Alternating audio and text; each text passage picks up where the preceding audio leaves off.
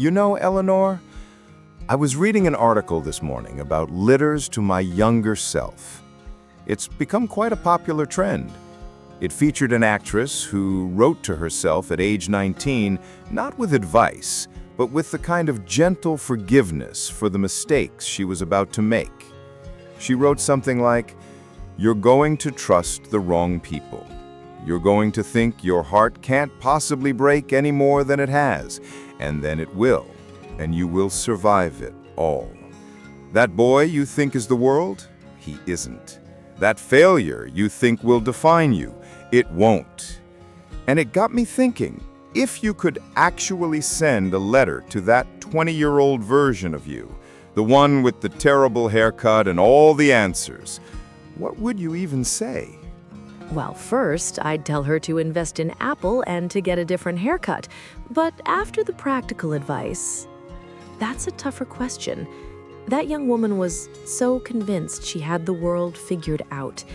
It's a beautiful, terrifying kind of certainty that only youth can provide.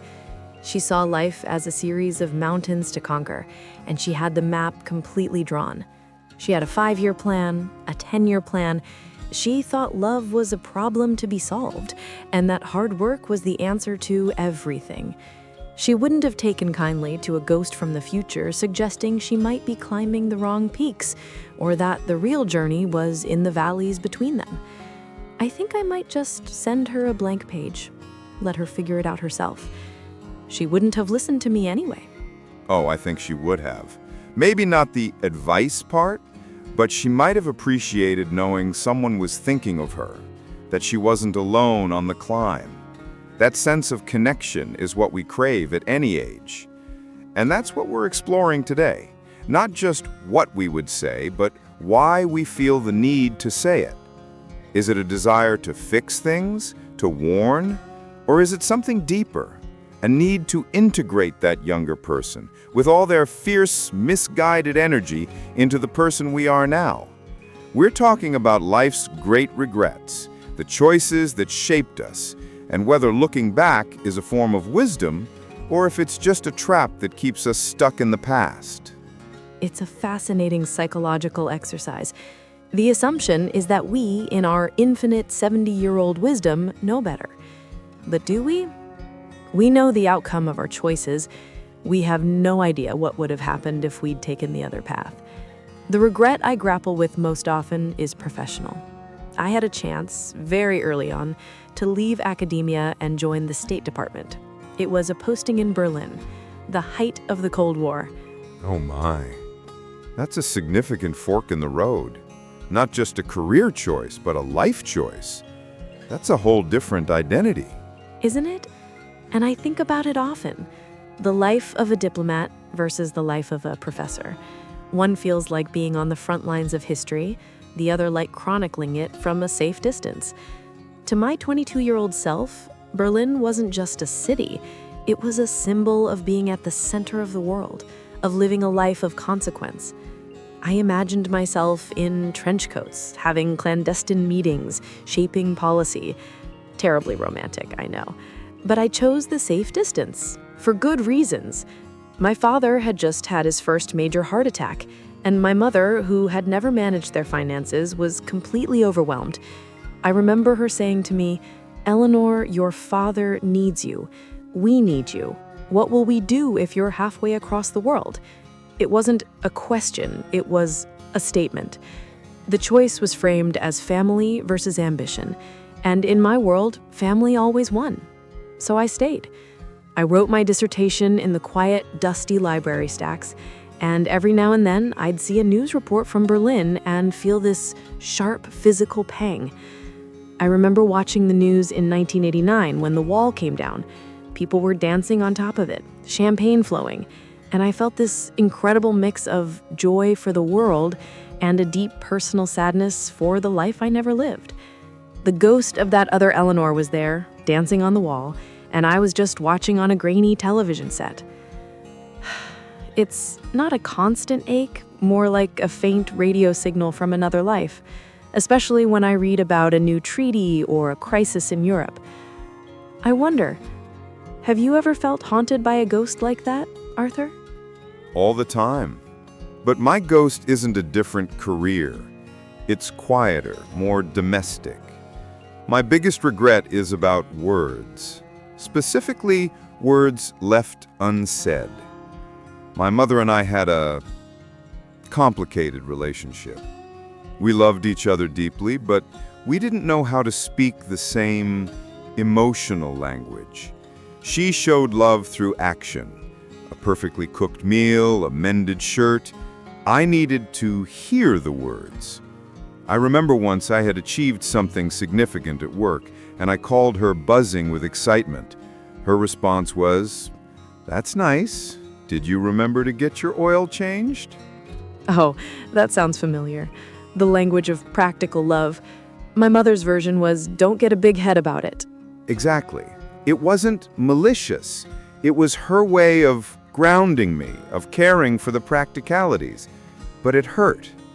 And I never told her. I never said, "Mom, that makes me feel like my accomplishments don't matter to you."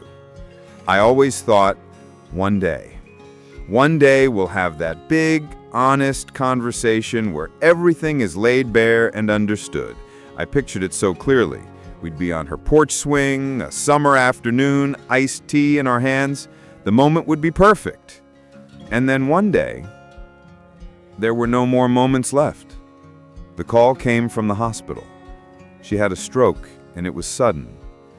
I remember standing in my kitchen, phone to my ear, looking at a pot of soup I was making for her, and the only thought in my head was, it's too late. She was gone. And all those unspoken words just stayed there, lodged in my throat. That's the regret that stings the most. It's not about a grand decision, but about 1,000 small moments of silence when I should have spoken. The fear, I suppose, was that the truth would be too messy, too painful, so I chose the silence, thinking it was peace.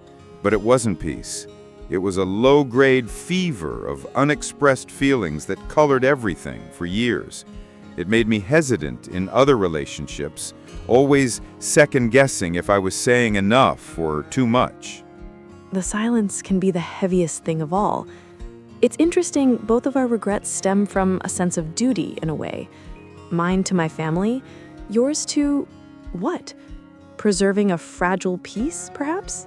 Exactly. A peace that wasn't even real. And I think that's the core of it, isn't it? We make decisions based on the information and emotional capacity we have at the time. The 25-year-old Arthur was terrified of that conversation. He didn't have the tools. The 68-year-old Arthur, the retired therapist, knows he could have handled it with compassion and clarity.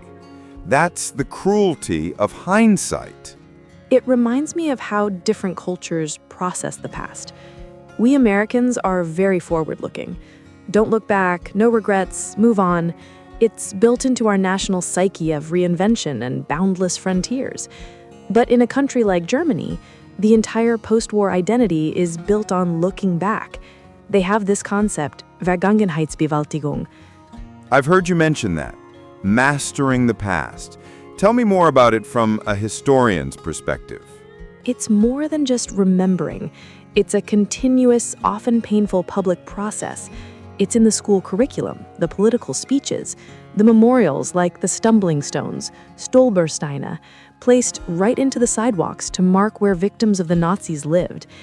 It's a societal acknowledgement that you cannot build a healthy future without exhaustively confronting the past, no matter how ugly. This isn't about wallowing, it's about dissecting. A German friend of mine told me once that in his family, the dinner table conversations would often turn to his grandfather's role in the war. Not to accuse, but to understand. They would ask, "What did you know? What did you do? What would you have done differently?" It's a stark contrast to the American tendency to say, let's not talk about politics at the table. In Germany, the difficult conversation is the table. Now, apply that to an individual. An American might say, I regret not talking to my mother, but I have to let it go. A German mindset might suggest, I regret not talking to my mother. I must now confront what that silence meant, why I chose it, and what it has made me. I must master this regret, not discard it. It's an active, ongoing process, not a one-time decision to move on. That is such a powerful distinction. It takes the shame out of regret. It reframes regret not as a failure, but as a curriculum, a difficult, mandatory course in the school of life. It reminds me of another concept from Japan, kintsugi. It's the art of repairing broken pottery with lacquer mixed with powdered gold. The idea is that the piece is more beautiful for having been broken. The cracks are part of its history, not something to hide. It's not about pretending the break never happened. It's about illuminating it, making it the most beautiful part of the piece. The philosophy is that in the imperfections, there's a deeper, more resilient beauty. It celebrates the journey of the object, including its trauma. What if our regrets are like those golden seams? I love that. So the German model is to confront the break, analyze it, and never forget it. The Japanese model is to mend the break, and in doing so, create something new and beautiful from the damage. The American model is often to throw the broken pot away and buy a new one. It makes me think of the Irish approach as well. In Ireland, the past isn't something to be mastered or repaired, it's a story to be told. It lives alongside you. A regret isn't a flaw, it's a verse in your personal epic. It's something you share over a cup of tea. A story that gets richer and more nuanced with each telling. An Irish person might tell the story of their unsent letter with a tear in their eye and a joke on their lips all in the same breath. The humor and sadness are woven together until the pain is transformed into a kind of communal wisdom. A bit disposable, yes, but your German model requires immense courage, and my Japanese model requires immense artistry and patience, and your Irish model requires a good audience. So my solution, if you can call it that, came years later through my work with families. I learned to help others have the conversations I never had. I saw my mother and myself in so many parent-child dynamics.